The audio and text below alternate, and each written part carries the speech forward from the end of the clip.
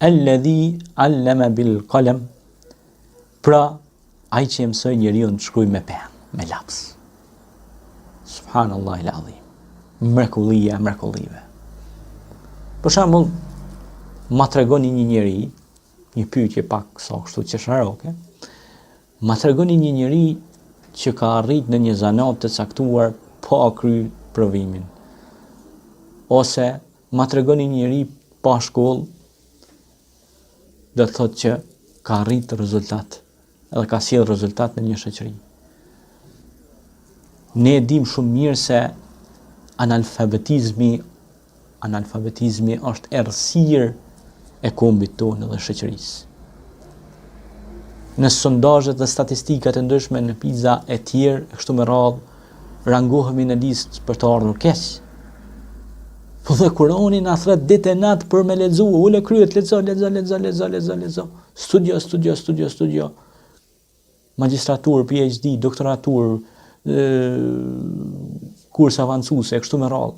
Pra, përpara, sepse kështu do të jesh më afër Zotit, sepse edhe vetë Zoti thënë Kur'an, këtë fjalë e kuptojnë ata që janë ulil albab, të zotët e mendjes.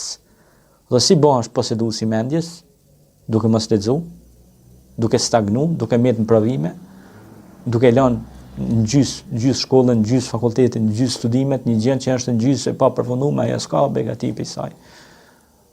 Është e pa realizuar.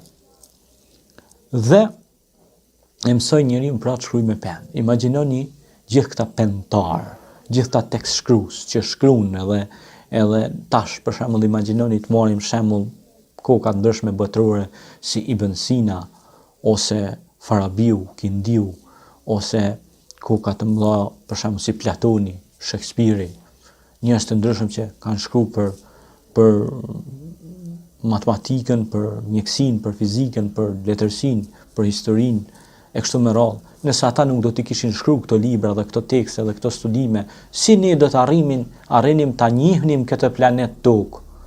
Dhe si ne do të gravitonim në për këto biblioteka dhe në për hojet e tyre të udhëtonim në gjithësi dhe të shikonim gjitha këto begati të Allahut. Por mbi të gjitha, ne nëse nuk e njohim Kur'anin që është platformë dhe solucion zgjedhës, si do ta njohim universin, si do ta njohim krijimin e njeriu, si do ta njohim pra nëse nalmi në këtë rrafsh dhe e shikojmë dhe analizojmë rreth surës Alaq, pra e shohim se kjo sure flet për gjithësinë, flet për kozmosin, por mbi të gjitha flet për kozmosin dhe gjithësinë e njeriut, për njeriu.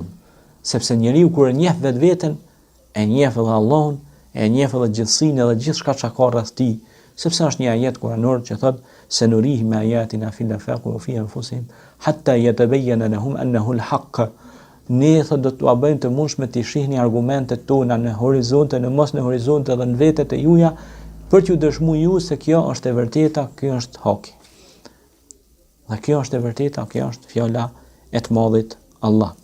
Dhe këta pentar, unë kam shkruar një libër para shumë vitesh që nëse dikush don të ofrojë ribotimin e tij, ne e ftojmë publikisht që të bëhet bashkë pjesëmarrës në ribotim të atij libri, Hikmetul Kalemi, domethënë urtësia e lapsit ose pemës.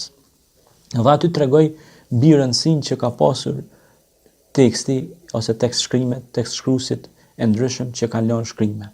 Dhe popujt cilët kanë arritur më shumë të sukses dhe zhvillim si kombe, janë ata që kanë shënuar më shumë. Këtu do të më me analizu. Popujt që më shumë të kanë arritur progres, kanë qenë ata popujt që kanë majtur shënime. Ku jem na me shënime? Pra ne duhet të mbajmë shënime, të mbajmë evidencë. Tash po i thonë edhe protokoll. Në gjuhën e diplomacisë. Dhe pra